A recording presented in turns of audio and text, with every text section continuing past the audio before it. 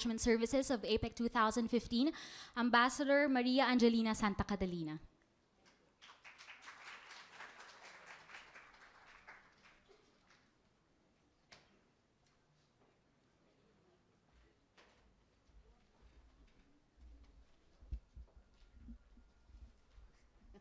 Good afternoon, ladies and gentlemen. While I have a very long name, in the APEC system, they simply call me Amba Angie.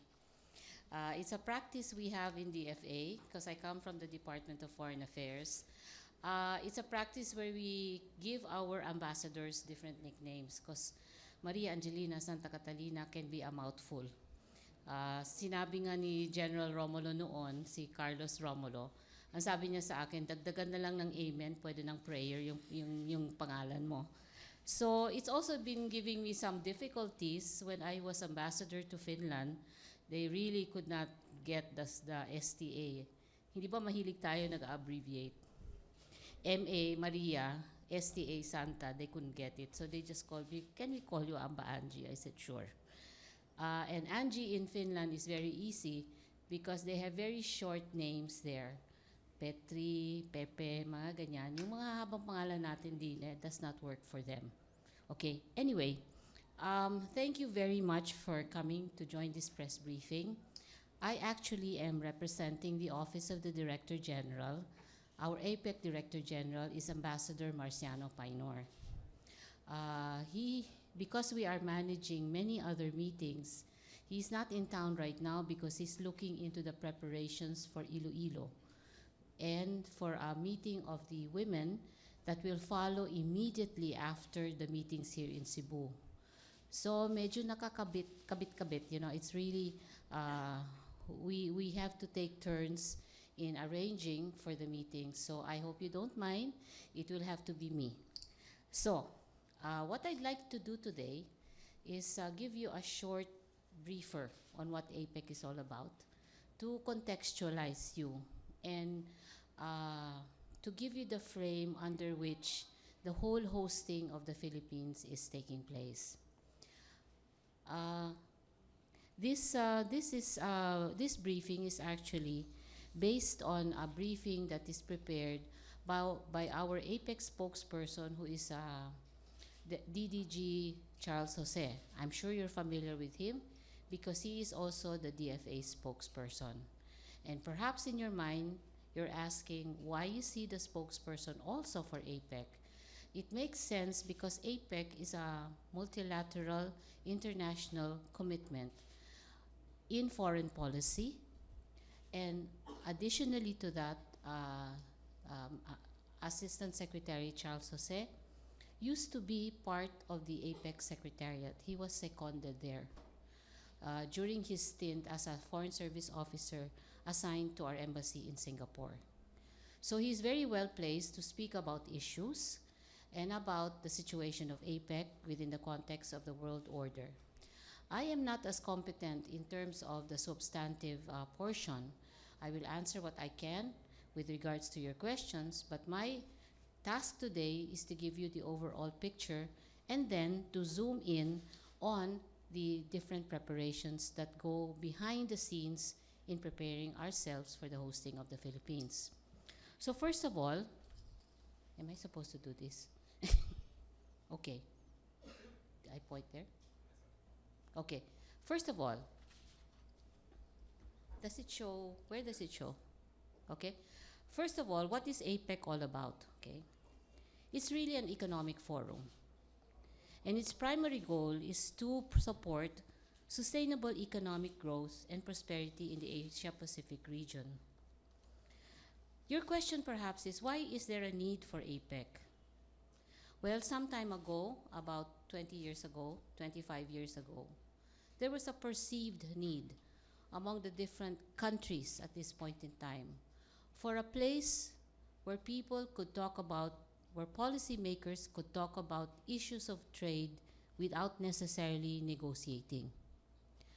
New things were happening in the economic development across countries at various levels, and how to deal with these changes became the subject matter of this small group. But then a small group, of course, cannot dictate to the rest of the world how to manage their economies, so decided to make a definition of how we become a grouping that will discuss things like how do we make it easier for us to trade across borders?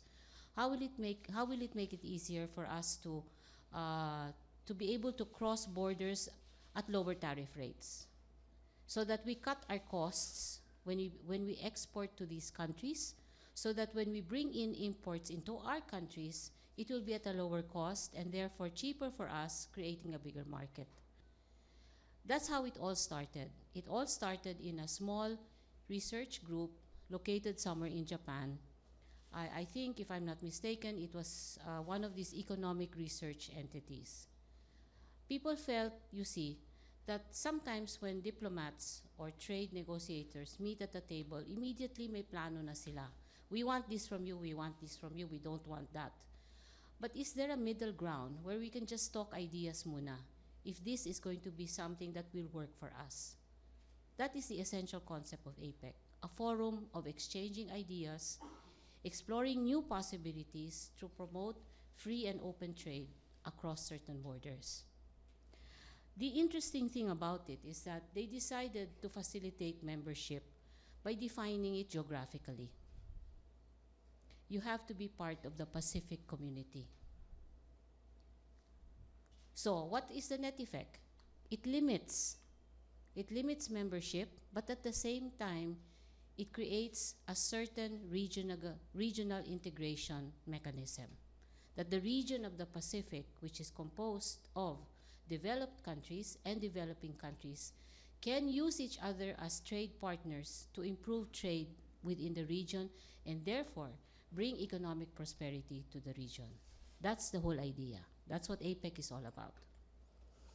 As I move along, the criticism will rise up and they will say it's just a talk shop. Let me leave that aside first. What did the founders of APEC want? They wanted free and open trade and investment.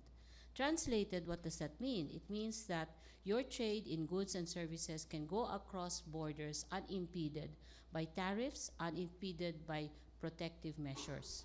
You are not stopped at the border. You agree that you will allow these goods and these services, exchange of professionals, for example, domestic workers, for example, IT people, banking people, to come into your borders with less tariffs, less taxes, less protective measures, okay?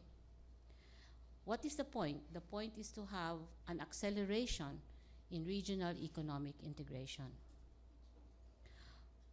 How will we do this in a space where you have developed countries and developing countries? Siyempre, iba-iba ang stages of development, di ba? Through a mechanism which was a Philippine initiative back in the 90s for economic and technical cooperation. Sometimes it's translated into transfer of technology. But we in the developing countries have realized it is not good enough to simply transfer technology. There is an adaptation of technology that is transferred to suit our needs, to suit our personality, our culture.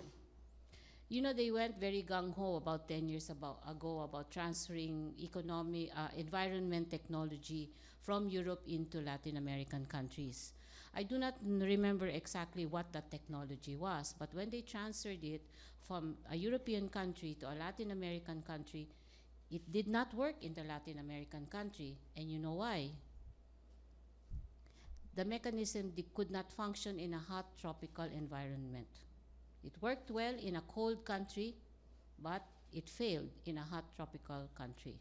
So therefore, transfer of technology is not just a transfer from A to B and it works. B, the recipient of the technology has to look at it and see what is necessary to make it adaptable and useful to the country it is in. This is, in a nutshell, a small explanation of what economic and technical cooperation is all about. And this is one area where the Philippines is a leader. Of course, we aim to have balanced, inclusive, sustainable, innovative, and secure growth. Now,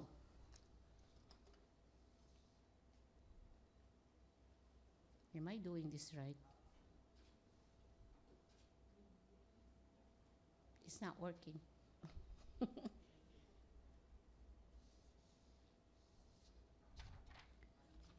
Okay, it has not moved from where I came from.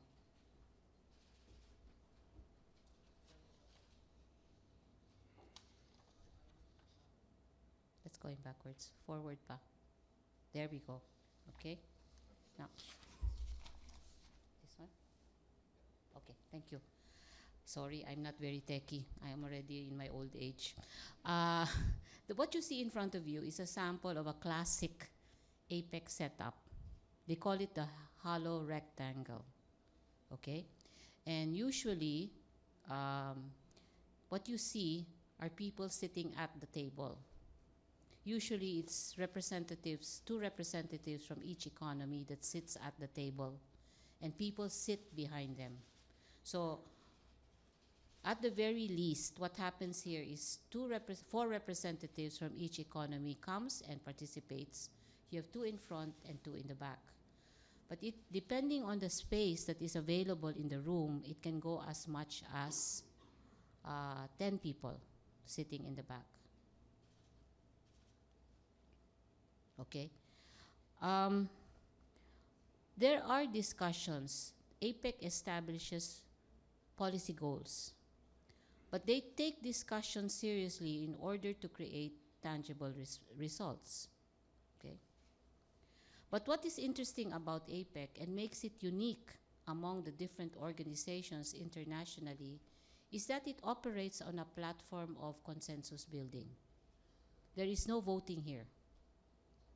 People have to constantly talk to each other to get agreement on. The reason why they don't vote is because voting can divide the house. And if you divide the house, no progress is made. So the unique characteristic of APEC is twofold. One, it is based on consensus.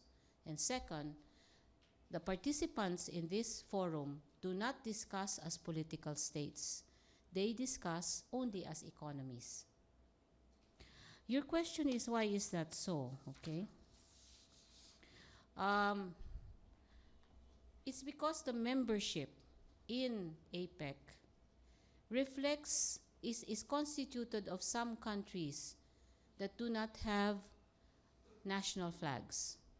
Flag being the symbol of a nation state.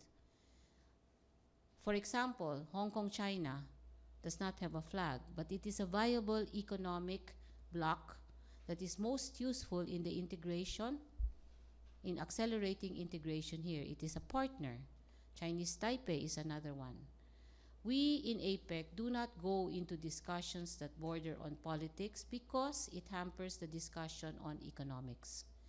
So it is a forum where we can contain discussions to simply discuss trade and investment. And a lot of progress takes place as a consequence. So, ang definition dito ng membership is by economies. And so, in the end, in November, we will have what is called the APEC, the acronym AELM. What that really means is APEC Economic Leaders Meeting.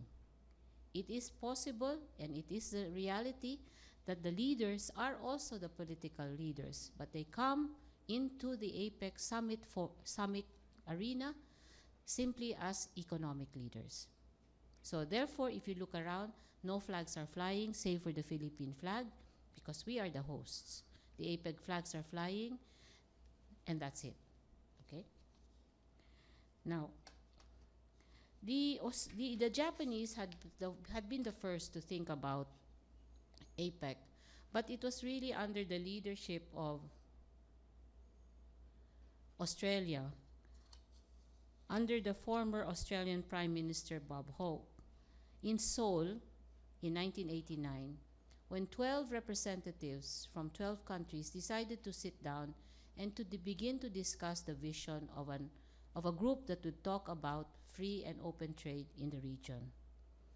We are part of that original 12. The other founding members are Australia, of course, Brunei Darussalam, Canada, Indonesia, Japan, Korea, Malaysia, New Zealand, Singapore, Thailand, and the United States. The first meeting of APEC, therefore, took place in Canberra, Australia. This was the first intergovernmental regional economic institution that gathered foreign and trade ministers from regional countries. The constitution of APEC, if you look at the map there are only 21 economies, but it is quite a powerhouse on the global arena. APEC is home to 2.7 billion people versus figures in the world of 6.8 billion. Okay? So 2.7 billion out of 6.8 billion. APEC represents approximately 55% of world GDP.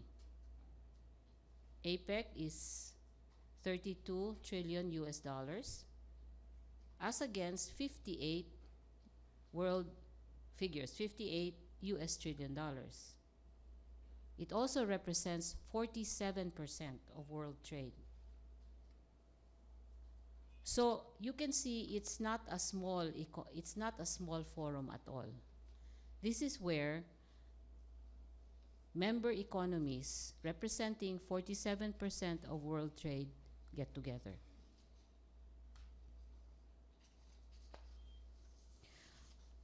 Let me just walk you through a brief history of what APEC is. No?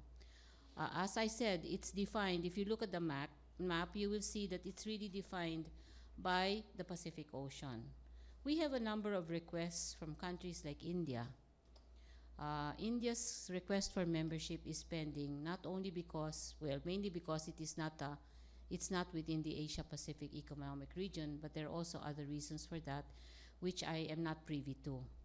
Okay? As I said, it was in 1989 when in Canberra, Australia, that APEC began as an informal foreign minister level dialogue group with 12 members. Your question again is, bakit foreign minister? Well, because it started out as a discussion in the context of foreign policy. The importance of the trade ministers came into play much later. By 1993, in the United States, the APEC economic leaders met for the first time. And this is where they outlined APEC's vision for stability, security, and prosperity for the peoples of the Asia-Pacific area. Sorry. The next highlight of APEC history is 1994 in Bogor, Indonesia. And I'm sure in your readings, you have run across the term the Bogor Goals. What are these all about? It sets the aim, it sets the goalpost for free and open trade and investment in the Asia-Pacific by 2010 for the developed economies and 2020 for developing economies. The articulation of this kind of goals indicates the sensitivity of the membership to the reality that the different economies within APEC develop at different paces. So they allowed a 10-year gap between the requirement to open up trade between the developed and developing countries.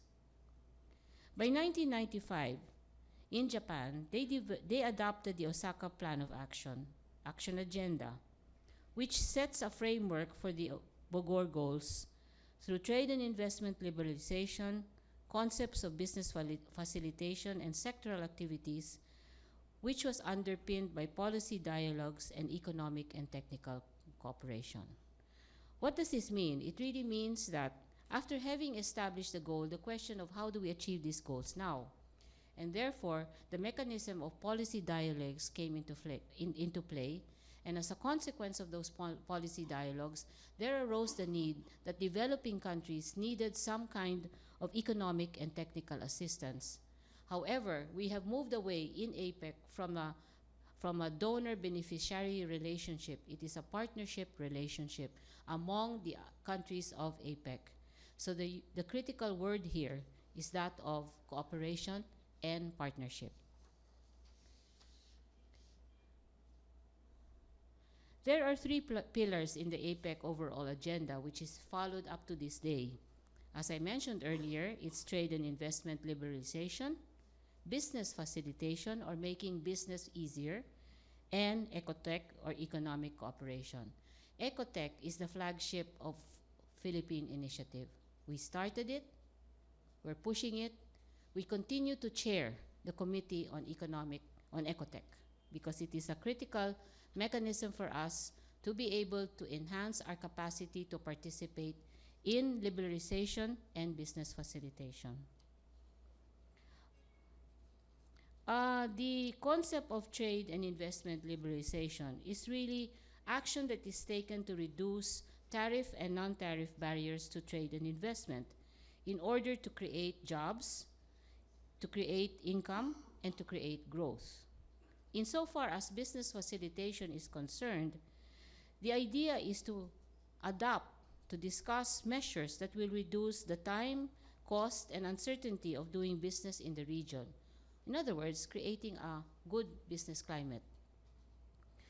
So, Ecotec, as I mentioned earlier, builds the technical capacity of the diverse members of the APEC organization to promote trade, investment, and robust, secure, and sustainable economic growth that will benefit everybody.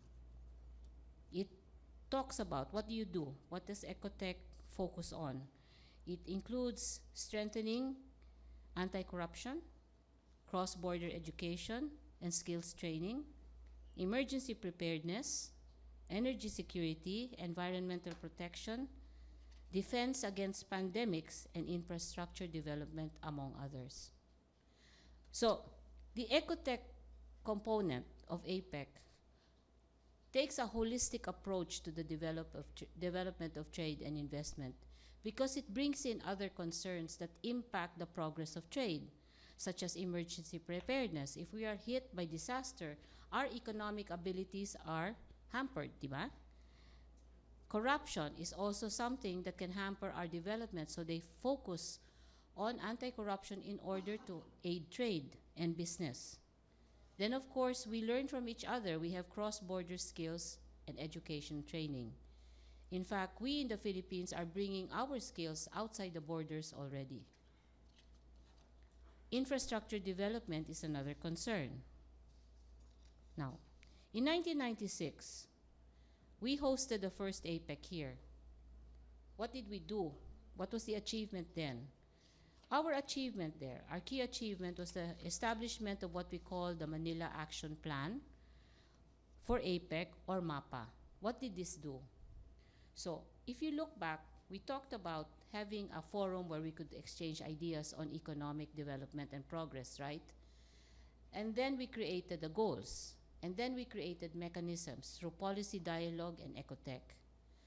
But to synthesize this into a total plan, it was the action we took here in Manila to institutionalize a framework for pushing all of this. We created an action plan not only from individual economies, but we consolidated it into a plan that would impact all the 21 economies so that we could reach the Bogor goals. So in Manila, the Manila Action Plan was the first act taken to collect all the different individual plans of the economies into a whole in order that we could all achieve the Bogor goals. Magaling talaga tayo sa organization and putting things together. Okay? The next picture that we have here, okay? This is what we call the family photo. And this is something that you will see as a traditional aspect of all APEC activities. The family photo is really a symbol of the consensus and unity among the different leaders. And you will notice they are in barongs. Normally, whoever is the host provides a national attire. And they all wear this for the APEC family photo. The most important family photo, obviously, is that of the leaders. But if you ask our friends in RTVM, they are forever taking family photos of all the different committees that is happening. This was taken in Subic in 1996. Okay. What did I do?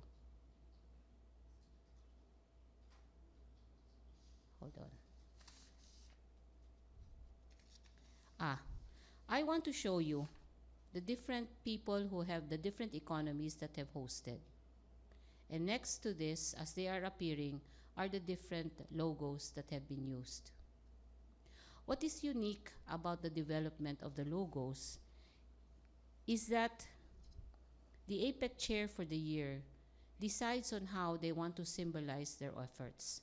But a key feature that is always in the logo, in the development of the logo, is some kind of symbolism that will indicate membership.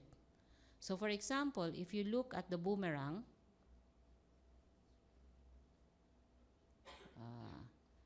there's a star-shaped, is there a star-shaped? Yeah.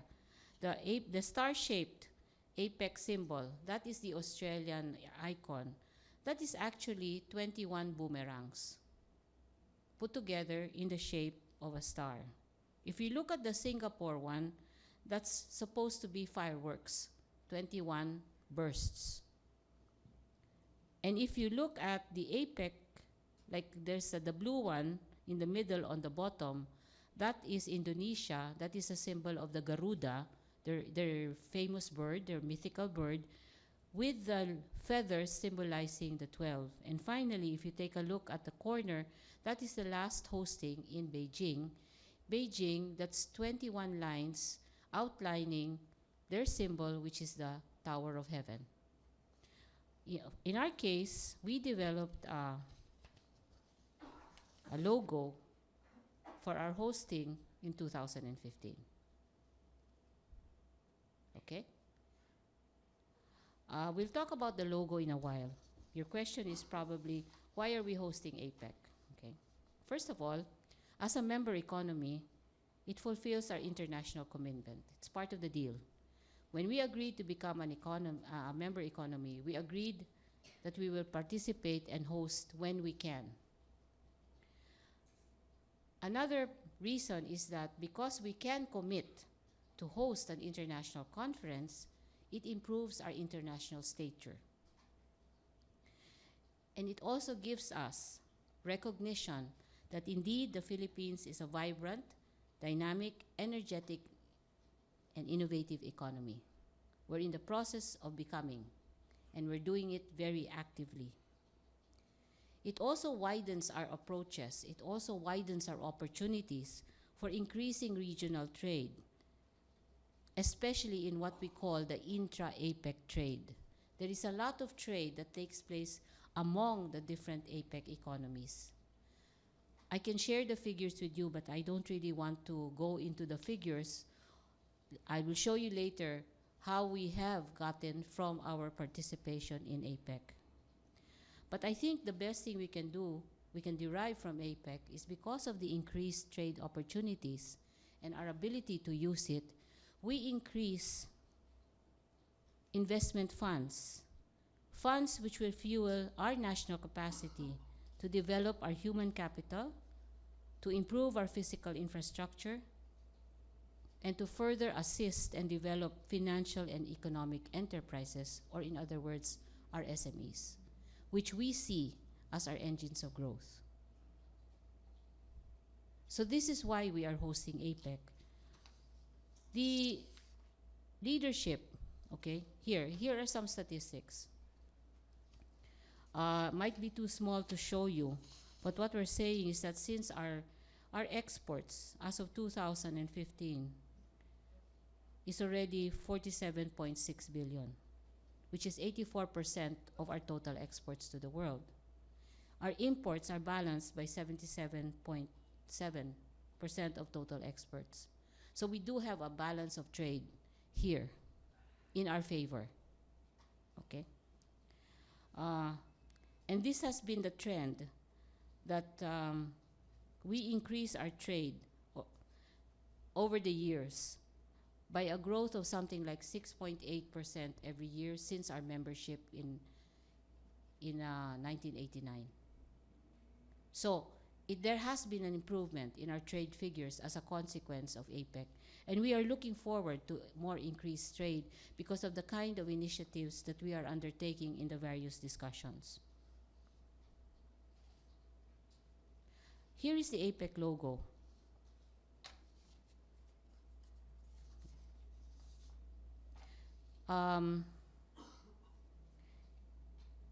It is a circular shape, which for us represents a single global economy that is shaped by the APEC members who have shared development over the years. The triangles are in blue, red, and yellow, scattered throughout the design, represent the 21 member economies. Take note, if you look closer, the 21 triangles form an arrow that points upwards. In our design concept, the upward point of the arrow signifies the sustained and shared rising of all the APEC member economies. The triangle is a symbol of balance, expressing a strong and stable economy that is born out of that quality. The three colors represent the three pillars that I outlined earlier: trade and investment liberalization, business facilitation through cost reduction and efficiency of business transactions, and finally, economic and technical cooperation. It's a very simple design, but we believe in APEC NOC that it summarizes what we hope to achieve in our hosting. So you see this all over the place, and its renditions are red, blue, and yellow. But what is evolving in the use of these signs is a preference by our leaders, by the committee heads, to use what is now being called APEC Blue. These things behind me. If you look at the backdrop, you see triangles. The concept here is deconstructed. The triangles come from that. It's a deconstruction of the symbol. And this blue is what is now being called APEC Blue. May bagong kulay na tayo. Okay, now, how many meetings altogether? Quite a lot. 48. One leaders meeting in November. I believe right now the count is 7 ministerial meetings. We are having 2 now in Cebu, and 5 senior officials meetings. Okay, let me explain a little bit about these meetings now, so that when you discuss it in your articles, it will make a little sense to you. APEC can be very complicated because here, like for example, here in Cebu, no, we have 87 meetings ongoing. Okay? What are all these meetings about? When you look at the word SOM 3 and its related meetings, all these related meetings refer to a series of 2 weeks meeting in Cebu covering a range of topics. We will pass out to you later the titles of all these meetings. The titles alone will give you an idea of the context, because you're going to ask me at the end of this session, I'm sure, what are we talking about inside these different meetings. However, I'm not the person to answer this, because I represent the logistical administrative side of the APEC hosting. But I can share with you after this session the list of 87 meetings we're here. And if you take a careful look at, you will see what are the range of topics we are discussing. Okay? The listing that we will give you also will give you which is the host agency. So if you have questions, you can direct your substantive questions to these agencies. Aside from the senior officials meeting, the ministerial meetings, and the ALM, or the leaders meeting, we have other combinations that we call a high-level policy dialogues. Like, for example, we just completed one on science and technology in higher education. We are looking forward to a high policy dialogue on food security and the blue economy in Iloilo. Then we have a special forum, the Women in the Economy. This is a definite Philippine initiative. We introduce gender issues into the APEC process. We also have the involvement of the private sector in what we call the ABAC meetings. ABAC refers to APEC Business Advisory Council. Then finally, we have also CEO meetings, because in our hosting, the mandate is to expand significantly the participation of the private sector. In the old days, in the past hosting, they were just observers to the process. In our hosting, they have now become contributors to the discussions, participants in the meetings. We have created mechanisms for the private sector to significantly be part of the APEC process. Then, of course, we have always the technical working groups and the expert groups. This chart will explain a little bit more clearly what I'm talking about. As I said, the major types of APEC meetings are three: SOM, or senior official, ministerial, and leaders. If you look across your matrix, you will see that the SOM is undersecretary level.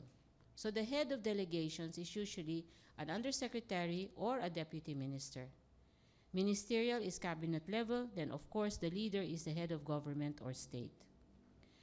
The second block shows you who participate in these meetings. And this is a formula, does not deviate at all. So you can use this as a guide. We have 21 economies plus 1. Japan is unique in APEC because it's represented by 2. They separate very clearly the Ministry of Foreign Affairs and the Minister of Trade. So while it's 21 economies, the count is 22. Under the nameplate of Japan, two senior officials will sit representing clearly trade and foreign affairs. This is not true for the others. In addition to that, it is the APEC Executive Director who joins the SOM and the Cabinet and the ministerial meeting, plus guest observers. ABAC, ASEAN, PEC. PEC refers to the Pacific Economic Committee Council, and PIF refers to the Pacific Islands Forum. These 4 entities sit as guest observers, and they are privy to the discussions of APEC. So, you have here in front of you the structure of the APEC meetings. We have 5 senior officials meetings. We are now in SOM 3. Let me explain. What is ISOM? ISOM means Informal Senior Officials Meeting. This is the first meeting that usually happens in December of the year. We did this in Makati. What do they do here is they discuss the agenda. What are we going to talk about? Where are we going for the hosting? SOM 1 tries now to translate the agenda into real initiatives. So SOM 1, 2, and 3 last an average of 3 weeks. Because this is where all the different sectors of the trade and investment and finance groups get together and meet.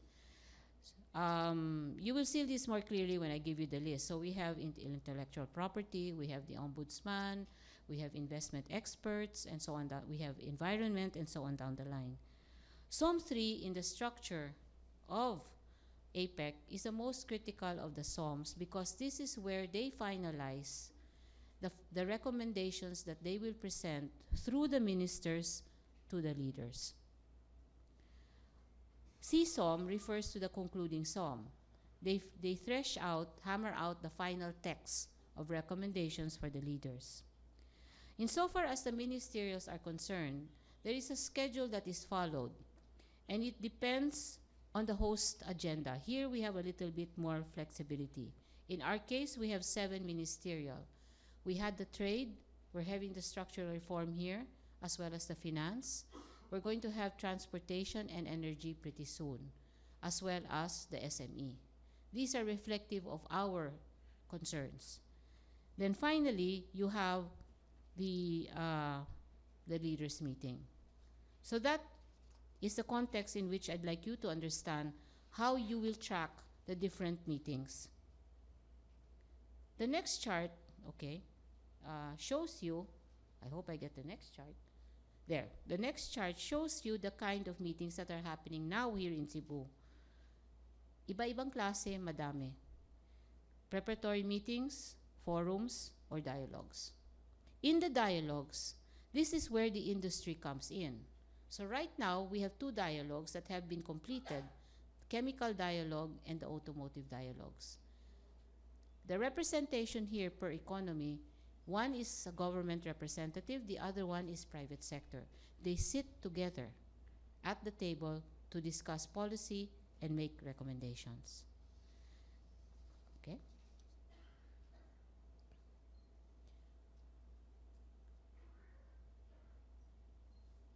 happened there? This is the structure of Apec NOC. And what I want you to look at, I will not go through it. There are 12 committees created by Administrative Order 35 that created the Apec NOC. If you look to this side of the chart, that chart is separate and distinct from the other side on the left. And why is that so? It is because one handles the substantive policy, under policy, and the other half does implementation. In our part of the implementation aspect of APEC, there was created an office of the Director General, as I mentioned earlier. This is Ambassador Marciano Painor. It is his task to create the enabling environment whereby policy discussions can take place. So, we go to the next chart, and you will see here how the Office of the Director General is organized. We have different DDGs, or Directors General, concerned with specific aspects of the implementation of our APEC hosting. I stand in front of you as Deputy Director General for Conference Management, and I take care, for example, of physical arrangements, documentation, everything that happens within the premises of the meeting itself. So something like this backdrop is my concern. This kind of podium is something my team designed. Okay, physical setup, conference bags, conference souvenirs, documents, that's all mine. You will see here, somebody is in charge of operations. Generally, that means bringing the delegates to and from the meeting place. So arrival in Manila, transfer to Cebu, arrival in Mactan, transfer to the hotels. Then the security team creates a safe environment. We have security within the hotel, for the meeting venues, for the guest rooms, the streets, traffic control, and overall coverage, including coverage of security in the water and over the air. So in security terms, we have 5 layers. But I think what is relevant for you is my next chart, because your question probably is, okay, so how does media fit now into this? Okay. Which is this? Let me see. I cannot. Hold on, this is just a summary of what the Office of Ambassador Painor takes care of. Sorry. And that's the reason why I'm saying my competence in meeting with you, in briefing you, lies basically in these areas. And what I tried to do in the past 20 minutes was to give you a context in which we are creating an environment for the discussions to take place very well. Conference Management Services, or CMS, works hand in hand with 3 other units. Media relations and the strategic messaging is one. Security and operations. The 4 of us constitute a core team. When put together, we take care of all the operational and logistical aspects of the meeting. I was saying earlier, so what is APEC now in Cebu? And I prepared a summary list for you to see that the SOM 3 and related meetings it started in August 22 and will continue until September 4. The senior officials meeting per se, involving the undersecretaries, will take place on September 5 to 6, followed closely by the structural reform ministerial meeting on 7 to 8, and finally by the APEC Finance Ministers meeting on 9 to 11. So it's almost a month of meetings here in Cebu. I want to share with you our current statistics. We have 87 meetings altogether. As of today, I'm proud to say that the CMS has delivered 54 of it. There are 2,778 registered delegates only for SOM 3. and its related meetings. There are still no registration figures for the structural reform meeting and for the finance meeting, so we will expect a rise in this figure. Of this number, it's 1,528 foreign delegates.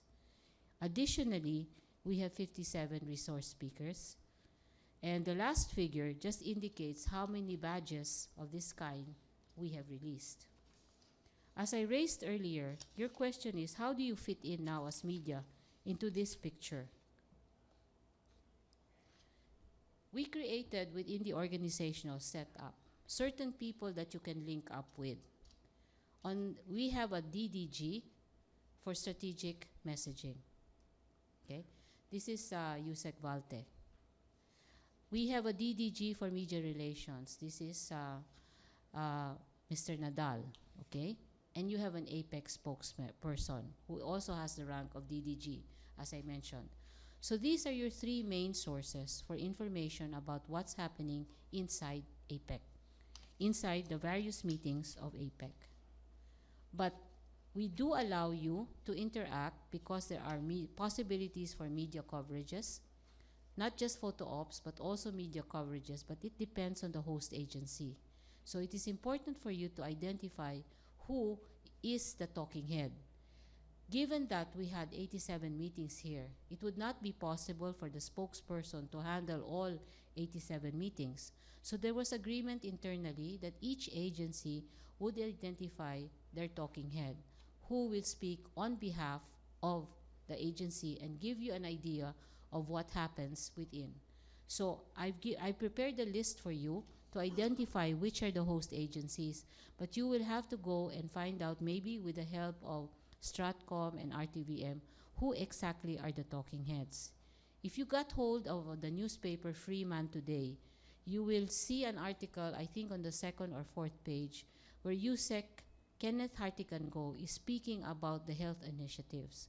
He, in his capacity, is the talking head for health. Okay? Then you have a picture of the ombudsman. Again, she is like the talking head.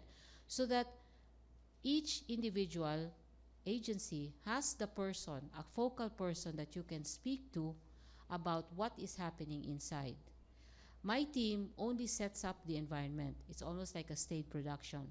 But what the actors are saying in that stage production is not mine, but that of the talking head. Then, of course, we have requested, Yusek Valte has already given a request that the different agencies produce regular press releases. There was a query that came out, why is there no discussion on what's happening in SOM? Simply because the SOM leaders are not yet in town. Their meeting starts on the 5th and 6th. We expect them to start coming in on the 1st at the earliest. There are no ministers yet, save for some 4 ministers with the Department of Health. So if you want to get something from the ministers who participated, the to-go person is Yusek Hartigan-Go. He is still in town. His base of operation is in Waterfront. Secretary Garin is also in town, so you may want to look into that possibility. Now, in fairness, discussions within the context of the meetings is usually highly restricted, and you're probably saying, why? You know, why is it restricted? Don't we have a right to know? It's restricted because they're still talking to each other. There's no resolution yet, and of course, they don't want things to come out until a decision has been made on a particular issue. The APEC economies also don't want to put any of their membership into the spot.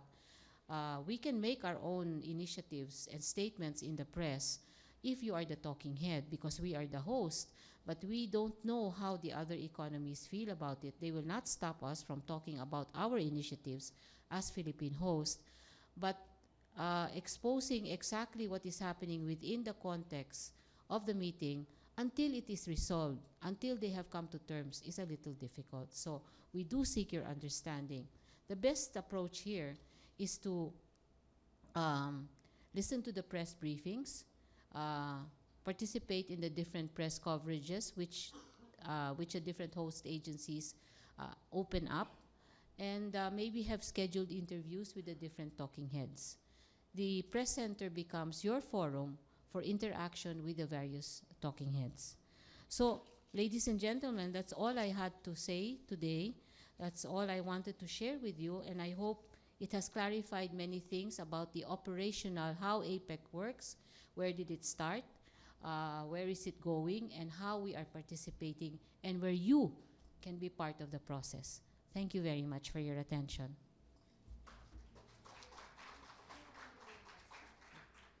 Thank you very much, Amba Angie. Before we open the floor for questions, may I please respectfully request everyone that if you have questions that are not related to the preparations and logistics for the APEC meetings, that you wait for the succeeding press briefings that we will be that our other APEC officials will be holding in the coming days. So for those who wish to ask the ambassador a question, may you please raise your hand, wait to be recognized before approaching the mic. So the floor is now open. Thank you.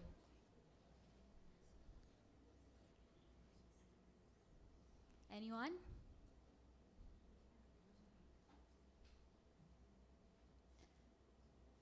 So I believe we're done. Ambassador, thank you very much for gracing us with your presence this afternoon, and to everyone who attended, thank you very much.